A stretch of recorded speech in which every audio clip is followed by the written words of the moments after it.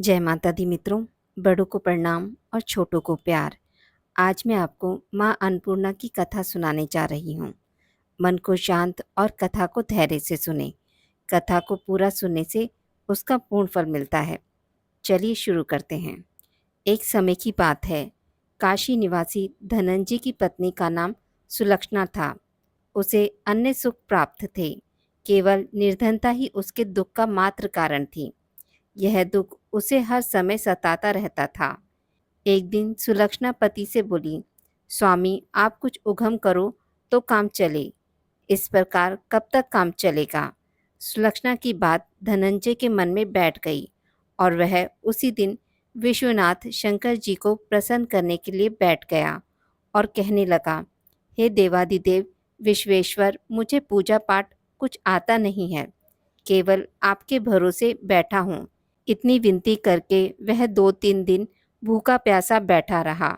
यह देखकर भगवान शंकर ने उसके कान में अन्नपूर्णा अन्नपूर्णा अन्नपूर्णा इस प्रकार 3 बार कहा। यह कौन क्या कह गया?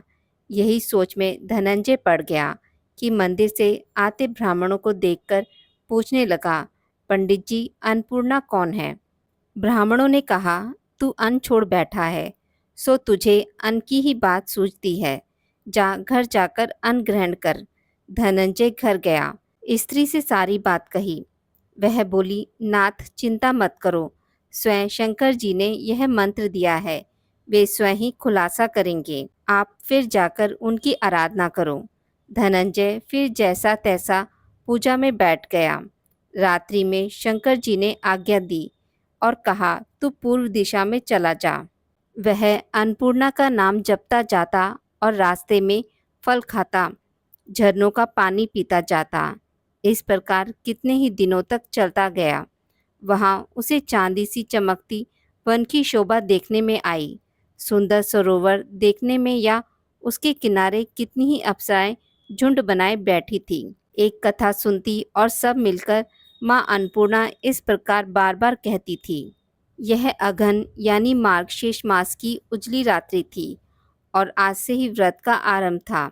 जिस शब्द की खोज करने वह निकला था वह उसे वहां सुनने को मिला। धनंजय ने उनसे पास जाकर पूछा, हे देवियों आप क्या करती हो? उन सब ने कहा, हम सब माँ अन्नपूर्णा का व्रत करती हैं। धनंजय ने पूछा, व्रत पूजा करने से क्या होता है? यह किसी ने किया भी है? इसे कब किया जाए? कैसा व्रत है और कैसी विधि है? मुझसे भी विस्तार से बतलाओ। वे कहने लगी, इस व्रत को सब कोई कर सकते हैं। 21 दिन के लिए 21 गांठ का सूत लेना चाहिए। 21 दिन यदि ना बने तो एक दिन उपवास करें। यह भी ना बने तो केवल कथा सुनकर प्रसाद लें। निराहार रहकर कथा कहें।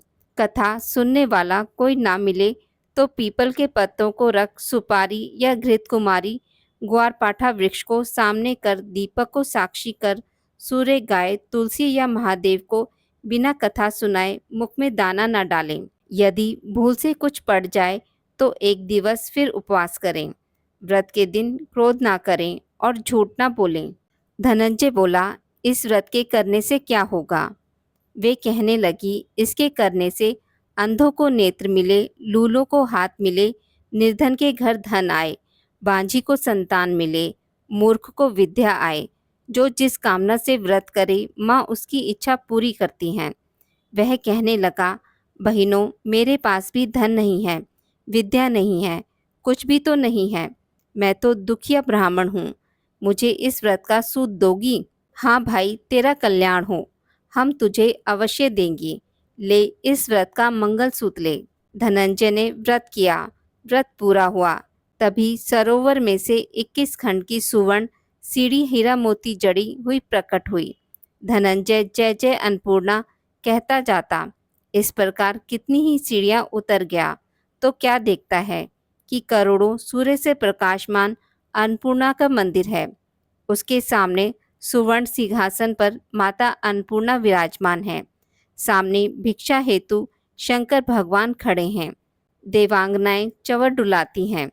कितनी ही हथियार बांधे पहरा देती हैं। धनंजय दौड़कर जगदम्बा के चरणों में गिर गया। देवी उसके मन का कलेश जान गई। धनंजय कहने लगा, माता आप तो अंतर्यामिनी हो, आपको अपनी दशा क्या बताऊं। माता बोली, मेरा व्रत किया है, जा संसार तेरा सत्कार करेगा। माता ने धनंजय की जीवा पर बीज मंत्र लिख दिया। अब तो उसके रोम रोम में विद्या प्रकट हो गई। इतने में क्या दिखता है कि वह काशी विश्वनाथ के मंदिर में खड़ा है। माँ का वरदान ले धनंजय घर आया, सुलक्षणा से सब बात कही। माताजी की कृपा से उसके घर में संपत्ति उमड़ने लगी। छोटा सा घर बहुत बड़ा गिना जाने लगा। जैसे शहद के छत्ते में मक्खियाँ जमा होती हैं, उसी प्रकार अनेक सगे संबंधी आकर उसकी बड़ाई करने लगे।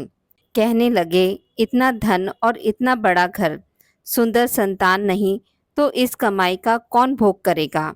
सुलक्षणा से संतान नहीं है, इसलिए तुम दूसरा विवाह करो। अनिच्छा होते हुए भी धनंजय को दूसरा विवाह करना पड़ा और सती सुलक्षणा को सौत का दुख उठाना पड़ा। इस प्रकार दिन बीतते गए। फिर अघन मास आया। नए बंधन से बंधे पति से सुलक्षणा ने कहलवाया कि हम व्रत के प्रभाव से सुखी हुए हैं, इस कारण यह व्रत छोड़ना नहीं चाहिए। यह माता जी का प्रताप है जो हम इतने संपन्न और सुखी हैं। सुलक्षणा की बात सुन धनंजय उसके यहाँ आया और व्रत में बैठ गया। नई बहू को इस व्रत की खबर नहीं थी। वह धनंजय के आने की राह देख रही थी। दिन बीतते गए और व्रत पूर्ण होने में 3 दिवस बाकी थे कि नई बहू को खबर पड़ी। उसके मन में ईर्ष्या की ज्वाला दहकने लगी थी। सुलक्षणा के घर आ पहुंची और उसने वहां भगदड़ मचा दी। वह धनंजय को अपने साथ ले गई। नए घर में धनंजय को थोड़ी देर के लिए निद्रा ने आ दबाया। इसी समय नई बहू ने उसका व्रत का सूत तोड़कर आग में फेंक दिया। अब तो माता जी का कोप जाग गया। घर में अकस्मात आग लग गई। सुलक्षणा जान गई और पति को फिर अपने घर ले आई। नई बहू रूठकर पिता के घर जा बैठी। पति को परमेश्वर मानने वाली सुलक्षणा बोली, नाथ घबराना नहीं, माता जी की कृपा अलौकिक है। पुत्र कुपुत्र हो जाता है पर माता कुमाता नहीं होती। अब आप श्रद्धा और भक्ति से आराधना शुरू करो, वे जरूर हमारा कल्याण करेंगी। धनंजय फिर माता के पीछे पड़ गया। फिर वही सरोवर सीढ़ी प्रकट हुई, उसमें माँ अन्नपूर्णा कहकर वह उतर गया। वहां जा माता जी के चरणों में रुदन करने लगा। माता प्रसन्न हो बोली, यह मेरी स्वर्ण की मूर्ति ले, उसकी पूजा करना, तू फिर सुखी हो जाएगा। जा, तुझे मेरा आशीर्वाद है। तेरी स्त्री सुलक्षणा ने श्रद्धा से मेरा व्रत किया है, उसे मैंने पुत्र दिया है। धनंजय ने आंखें खोली तो खुद को काशी विश्वनाथ के मंदिर में खड़ा पाया। वहां से फिर उसी प्रकार घर को आया।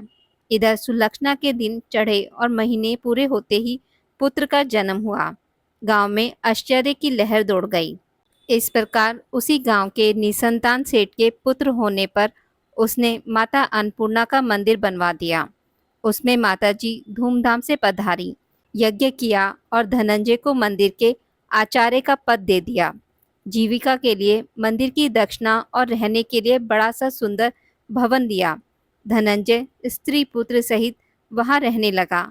माताजी की चढ़ावे में भरपूर आमदनी होने लगी। उधर नई बहू के पिता के घर डाका पड़ा, सब लूट गया। वे भीख मांगकर पेट भरने लगे। सुलक्षणा ने यह सुना तो उन्हें बुला भेजा, अलग घर में रख लिया और उनके अन्न वस्त्र का प्रबंध कर दिया। धनंजय, सुलक्षणा और उसका पुत्र माताजी की कृपा से आनंद से रहने लगे। माताजी ने जैसे इनके भंडार भरे वैसे सबके भंडार भरे। बोलिए माता अन्नपूर्णा की जय। आज की इस वीडियो में बस इतना ही। मित्रों, अगर आपको मेरी वीडियोस पसंद आती हैं तो इसे लाइक और शेयर ज़रूर करें और पूजा पाठ से जुड़ी जानकारी के लिए मेरे चैनल को सब्सक्राइब करना ना भूलें। धन्यवाद।